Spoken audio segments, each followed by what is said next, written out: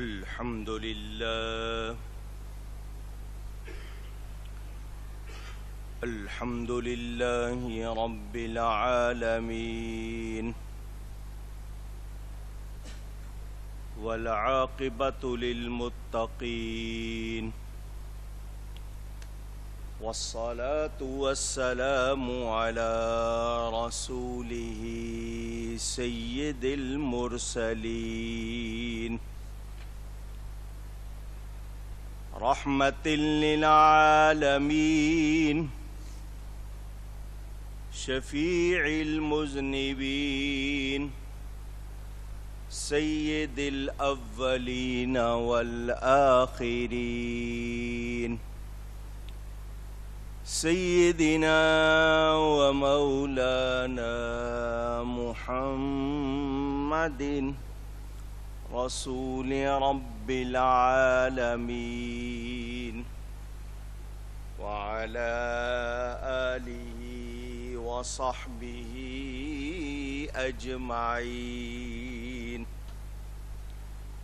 أما بعد فأعوذ بالله من الشيطان الرجيم بسم الله الرحمن الرحيم ولقد نصركم الله ببدر وأنتم أذلة فاتقوا الله لعلكم تشكرون صدق الله العلی العظیم۔ محبت کے ساتھ ایک مرتبہ دروشی پڑھ لیجئے۔ اللہم صلی علی سیدنا و مولانا محمد معدن الجود والکرم وآلہ وصحبہ وبارک وسلم۔ الصلاة والسلام علیک یا رسول اللہ، الصلاة والسلام عليك يا حبيب الله، الصلاة والسلام عليك يا رحمة للعالمين، وعلى آلك وأصحابك يا شفیع المذنبین۔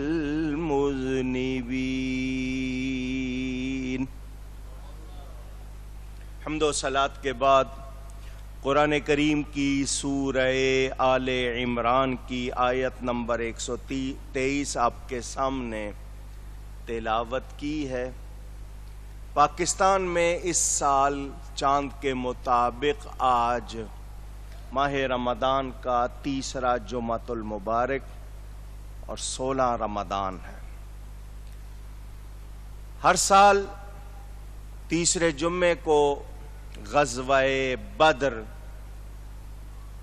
اور اعتکاف اس حوالے سے خاص طور پر بات ہوتی ہے۔ فتح مکہ کا بھی ذکر ہوتا ہے۔ ام المومنین حبیب رب العالمین حضرت سیدتنا عائشہ صدیقہ رضی اللہ تعالی عنہ کے مناقب کا بھی ذکر ہوتا ہے، کیونکہ اس کے بعد آخری عشرہ شروع ہونا ہے، کچھ لوگوں نے اعتکاف بھی بیٹھنا ہے، تو مختصراً ان تمام حوالوں سے آج کچھ گفتگو کروں گا۔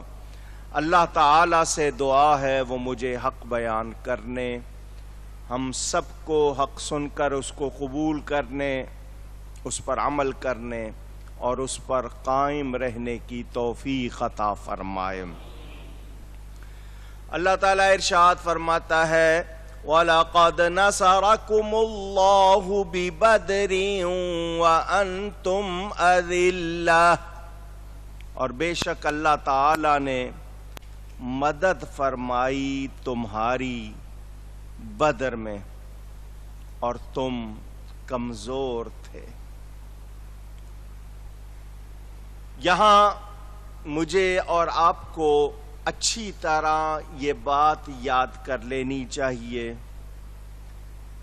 کہ کائنات اور کائنات میں جو کچھ ہے وہ سب کا سب اللہ تعالی کی عطا سے ہے، خود سے کچھ بھی نہیں۔ ہم لوگ اپنے زور بازو پر بہت دعوے کرتے ہیں، یہ ہمارے بازو بھی اور ان میں زور دینے والا بھی اللہ تعالی۔ کوئی اگر یہ کہے کہ بغیر اللہ کی عطا کے کسی کو کچھ حاصل ہے تو ایسی کوئی بات نہیں۔ یہ تاریخ اسلام کا وہ پہلا فیصلہ کن معرکہ، حق و باطل کی وہ پہلی بڑی ٹکر جس نے رہتی دنیا تک حق اور باطل میں ایسا فرق بنیادی قائم کر دیا جس کو اب کوئی ختم نہیں کر سکتا۔ حضور اکرم صلی اللہ علیہ وآلہ وسلم مکہ مکرمہ میں پیدا ہوئے، اعلان نبوت فرمایا جب ظاہری گنتی کے لحاظ سے دنیاوی عمر شریف 40 برس کے قریب ہوئی۔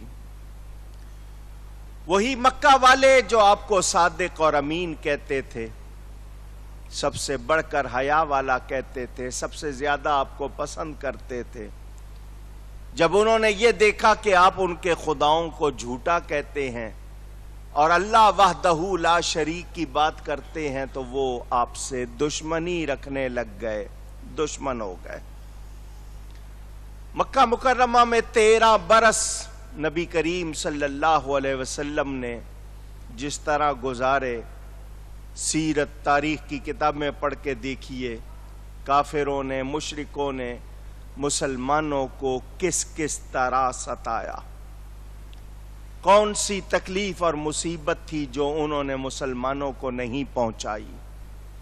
شیب ابی طالب تک میں مسلمانوں کو وقت گزارنا پڑا، مسلمانوں کا سوشل بائیکاٹ کیا گیا، عرصہ حیات تنگ کر دیا گیا، یعنی سانس لینا دشوار بنا دیا گیا۔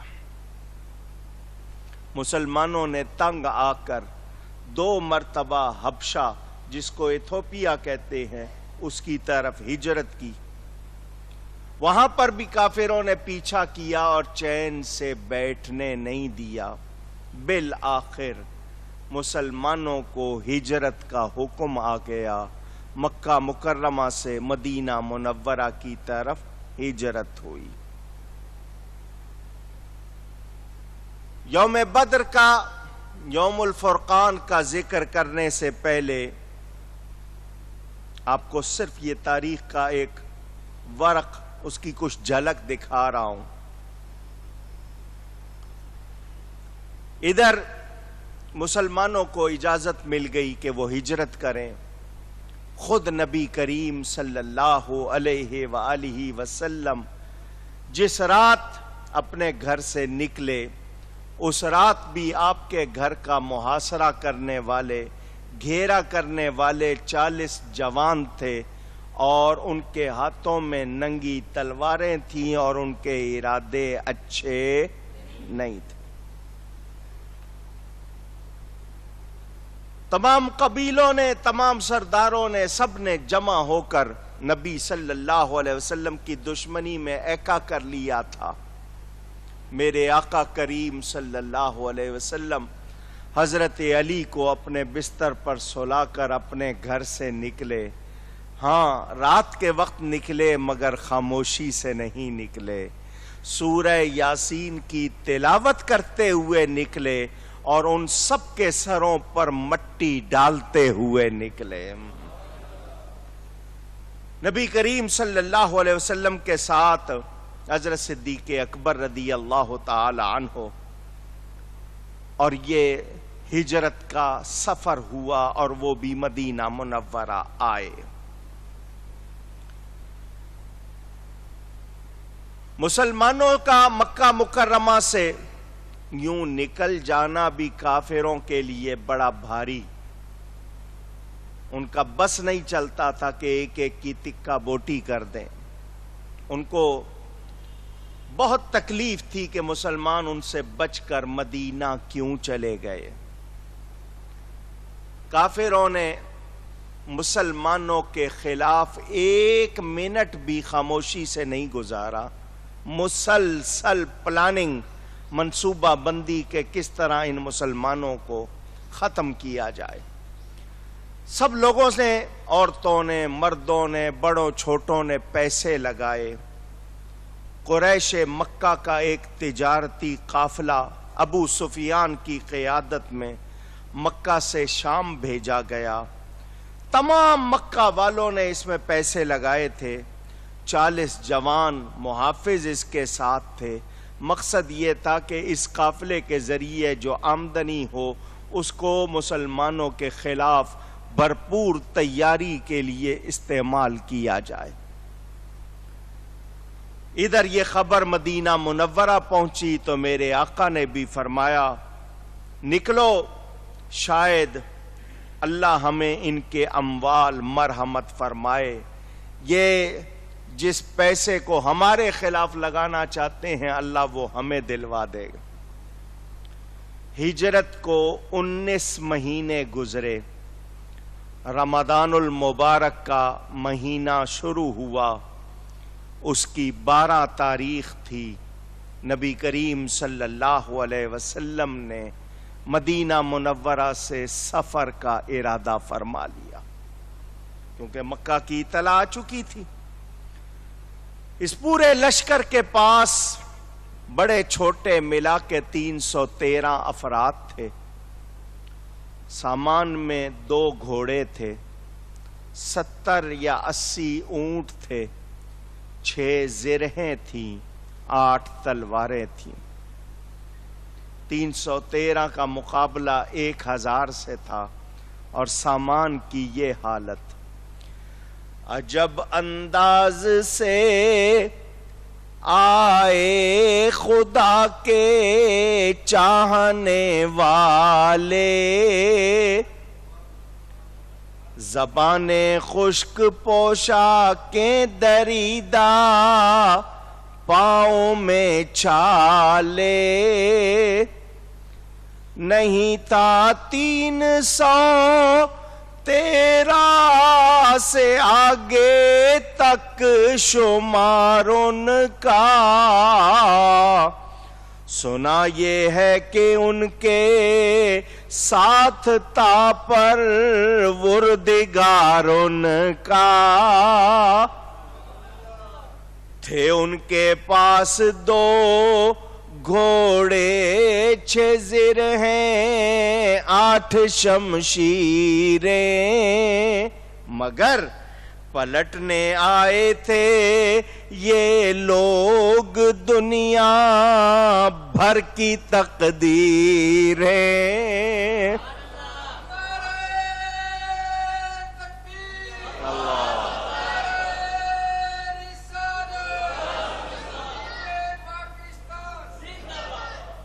میرے آقا کریم صلی اللہ علیہ وسلم مدینہ منورہ سے نکلتے ہیں، 313 افراد ہیں، بوڑھے ہیں، بچے بھی ہیں۔ سامان آپ نے سن لیا۔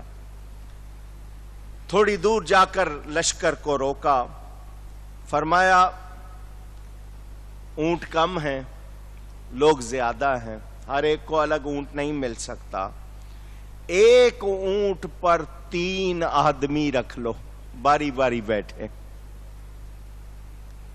3 افراد کے لیے ایک اونٹ، 2 گھنٹے، 1 گھنٹہ باری باری بیٹھیں۔ اپنے لیے الگ اونٹ نہیں رکھا کونین کے والی نے، یہ نہیں کہا کہ میرے لیے ایک اونٹ الگ کر دو، اگر کرتے تو ان صحابہ میں سے کوئی اعتراض نہ کرتا، وہ تو اپنے کندھوں پر اٹھا کے لے جاتے، لیکن مساوات کا درس دینے والے معلم اخلاق حسنہ نے عملی نمونہ پیش کیا۔ حضور صلی اللہ علیہ وسلم نے اپنے ساتھ بھی 2 آدمی مقرر کر لیے۔ جب حضور اپنی باری پوری کر کے اترنے لگے، دونوں جانثاروں نے کہا ہماری خوش نصیبی ہوگی کہ ہم صرف رسی پکڑ کے چلے، جس سواری پر آپ سوار ہیں اس کی رسی پکڑنا بھی ہمارے لیے عزت کی بات۔ فرمایا مجھے بھی رب سے اجر چاہیے۔ میں پوچھنا چاہتا ہوں اس کلمے نے ان صحابہ کے ایمان کو کتنا مضبوط کیا ہوگا، ان کا دل کتنا بڑا کیا ہوگا، صحابہ کے ایمان کو کیسی قوت ملی ہوگی۔ پوری دنیا میں 6 سمتیں گھوم لو، اوپر نیچے دائیں بائیں آگے پیچھے، اور ایک دکھا دو جو میرے نبی کا تھوڑا سا بھی پرتو رکھتا ہو۔ اس پوری کائنات میں میرے نبی جیسا کوئی بھی رہنما، کوئی بھی ایسا بشر نہیں ملے گا جس میں اتنی خوبیاں ہوں کہ کائنات کو رشک ہوتا ہو۔ یاد رکھنا نبی پاک صلی اللہ علیہ وسلم ہر لحاظ سے، جس رخ سے، جس زاویے سے دیکھیں گے افضل و اعلی نظر آئیں گے۔ ان جیسا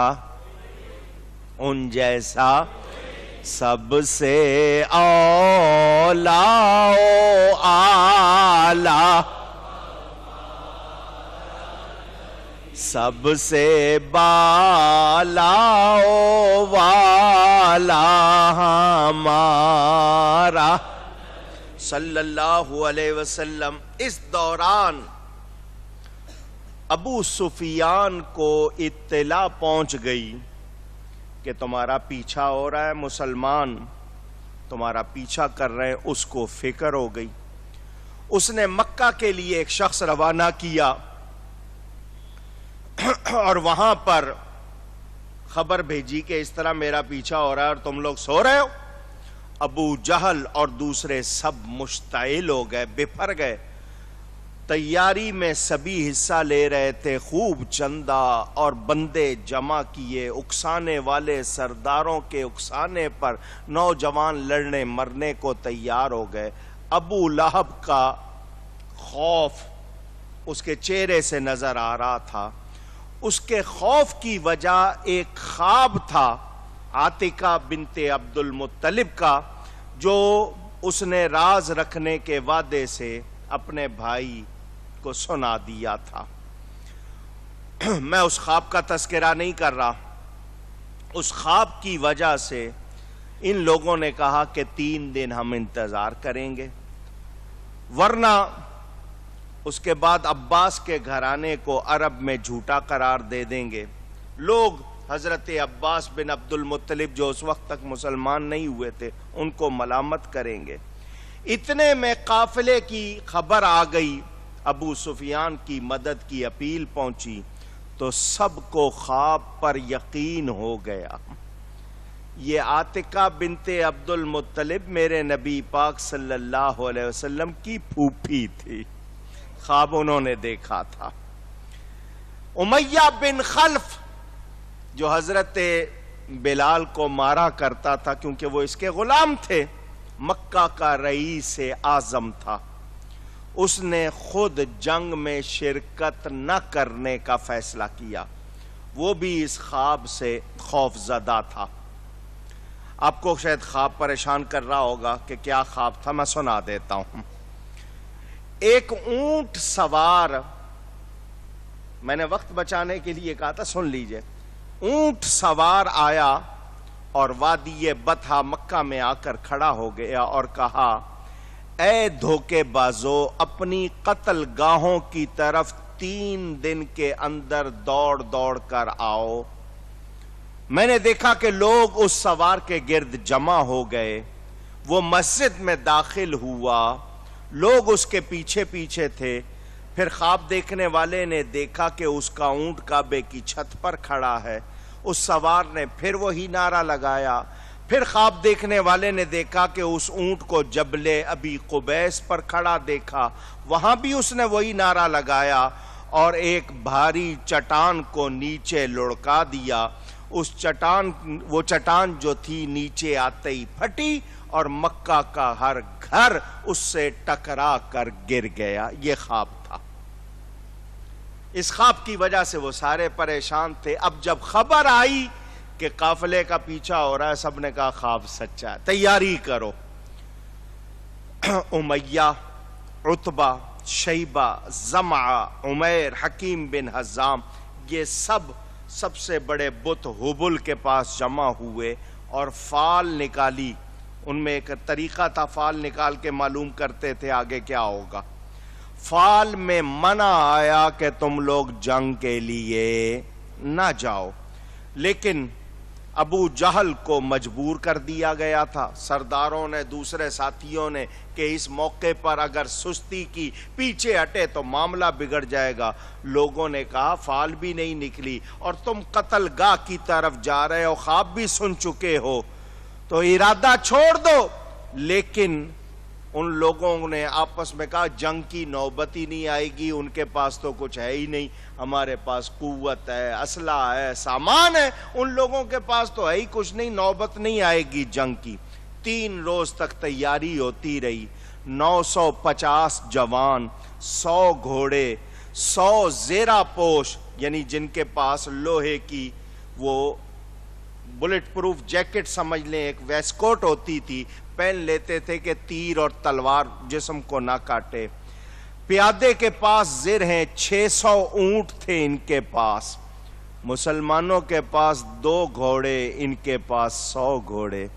ان کے پاس 70 اونٹ, ان کے پاس 600 اونٹ. ان کے پاس زیرہ پوش سوار 100, ان کے پاس ایک بھی زیرہ, بظاہر صرف 6 زیرہیں ہیں, اس سے آگے ان کے پاس نہیں ہیں.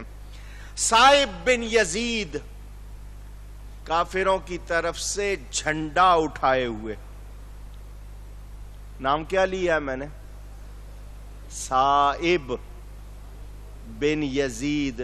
کافروں کا اونچی بول دیں, اس جنگ میں کافروں کا کچھ بات سنانی ہے نا, اس لیے کہلوا رہا ہوں. میرے رب کی شان بے نیازی, تقدیر مسکراتی ہے. بدر میں یہ شخص کافروں کی طرف سے کفر کا جھنڈا اٹھائے ہوئے, یہ بعد میں مسلمان ہوا. اس کی 5ویں پشت میں امام شافعی پیدا ہوئے, وہ جنہوں نے اسلام کا پرچم بلند کیا.